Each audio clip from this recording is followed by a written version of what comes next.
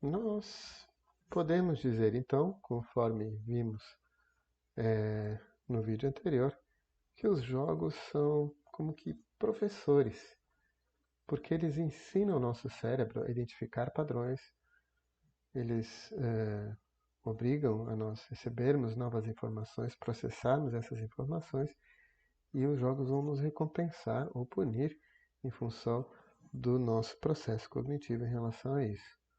A questão sempre é o que eles nos ensinam, e isso vai estar atrelado às regras que nós vamos ter nos jogos.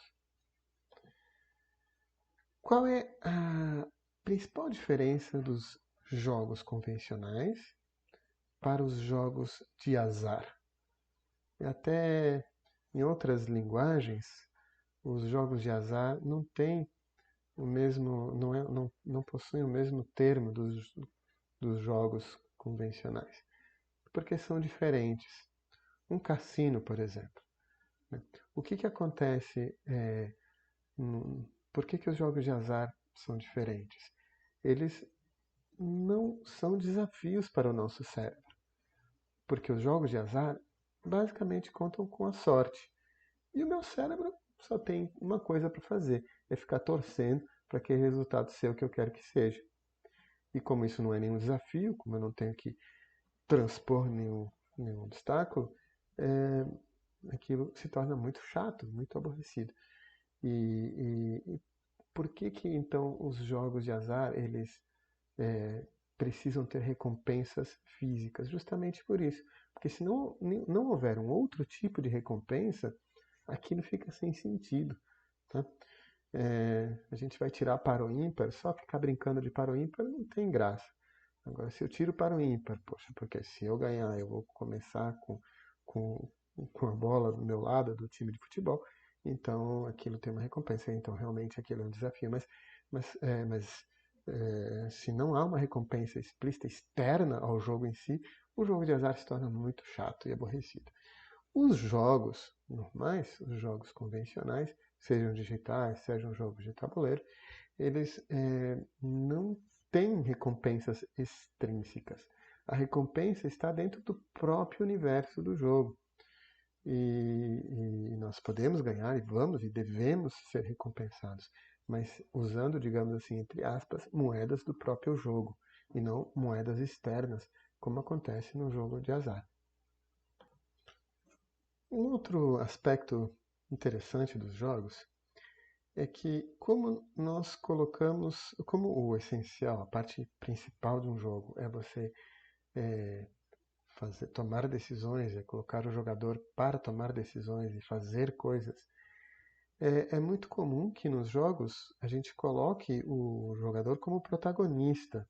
Ele é quem vai tomar a decisão, ele é que vai fazer as coisas.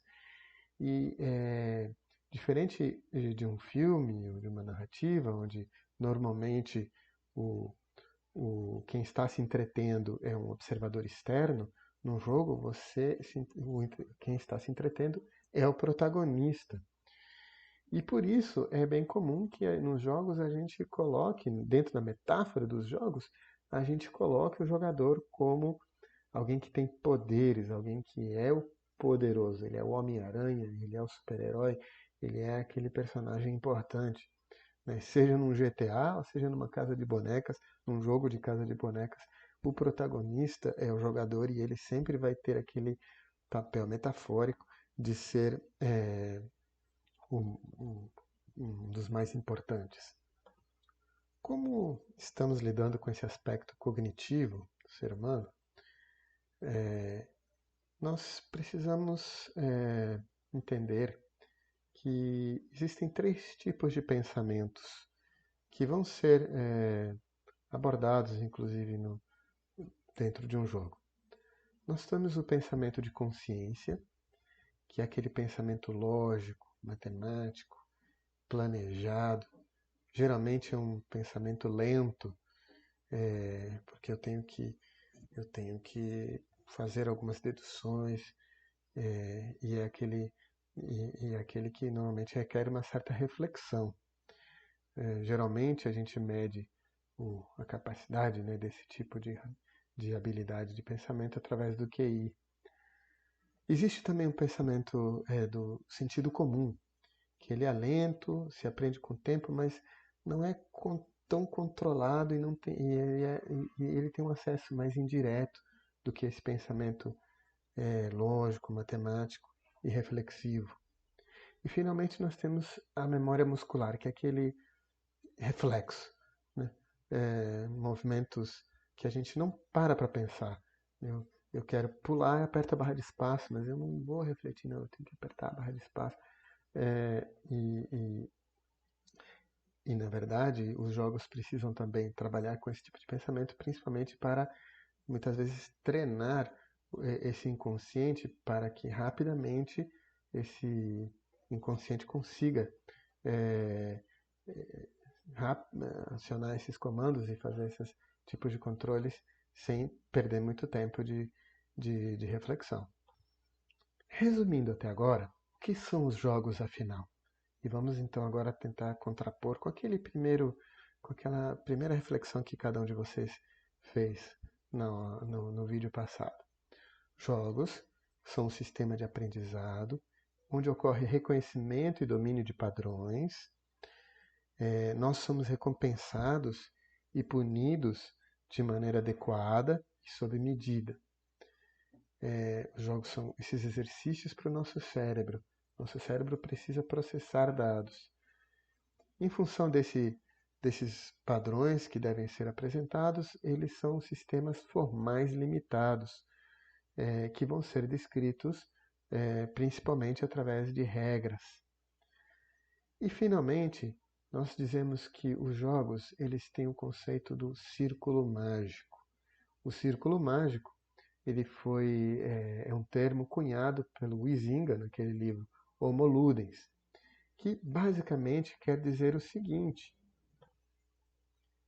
quer dizer que nós temos no nosso jogo um espaço delimitado e que dentro daquele espaço há uma barreira entre o universo fantasioso do jogo e o universo real. O que acontece dentro desse círculo mágico só me afeta dentro do jogo, não me afeta no mundo real. Por isso os jogos de azar muitas vezes não caem dentro dessa realidade, porque às vezes uma aposta que eu faço, isso me afeta no mundo externo. As decisões que eu tomo num jogo lúdico, devem me afetar única e exclusivamente só dentro do universo do jogo. Dentro desse universo não tem problema eu morrer, não tem problema eu matar, não tem problema eu, eu roubar algo de alguém, porque está dentro desse círculo mágico que é um mundo fantasioso.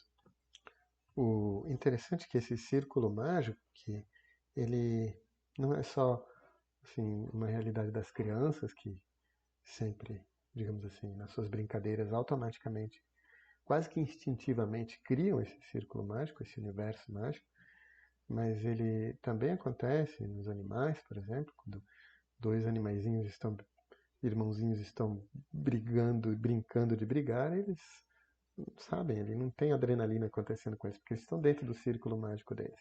Mas se obviamente vem um elemento externo e ataca eles, aquela briga extrapolou esse círculo mágico e foi para o ambiente real, e aí produz adrenalina e eles saem correndo. Isso também vai acontecer com adultos, onde a gente vai estar eventualmente dentro de um jogo e a gente vai dentro desse círculo mágico e compreender e tentar e basicamente o nosso universo é colocado para aquele cenário que é um tabuleiro que muitas vezes não tem nada de real. Complementando então essa questão da diversão, nós podemos dizer que a diversão é uma endorfina que é produzida sob medida no nosso cérebro e que advém desse domínio, dessa compreensão e da resolução de problemas que nos são apresentados. E esses padrões e essas soluções de problema podem estar aí encapsulados por metáforas que compõem esse círculo mágico. E por isso a gente diz que GTA não ensina a gente necessariamente a atropelar pessoas, assim como a Pac-Man não nos ensina a comer pastilhas, porque eles estão, digamos assim, em outro contexto de acordo com o Huizinga, que é esse círculo mágico. Finalmente, uma coisa muito importante nos jogos é que o aspecto lúdico, a diversão, ela vem principalmente por causa da ação, desse sistema formal de regras que nos recompensa ou nos pune na medida que nós vamos progredindo, mas basicamente está assim, atrelado a essa ação, a essa interatividade que nós fazemos. E não tanto em relação à emoção que nos é produzida pela narrativa ou pelas coisas que acontecem dentro de um jogo. Isso pode até reforçar ou pode até trazer outros aspectos lúdicos no momento que a gente joga, mas não é o mais importante. Isso, a emoção, por exemplo, é muito importante numa narrativa, que é uma outra forma de entretenimento. E quanto mais uma narrativa, quanto mais uma história mexe com as nossas emoções e nos deixa assim sentidos e tal, aquilo realmente tem um poder de entretenimento forte. O jogo não necessariamente precisa mexer com nossas emoções. Por isso a gente diz que a história dentro de um jogo ela é importante, mas ela está condicionada para a ação, para nos motivar a fazer as coisas, e não para produzir emoção ou para nos trazer algum tipo de história.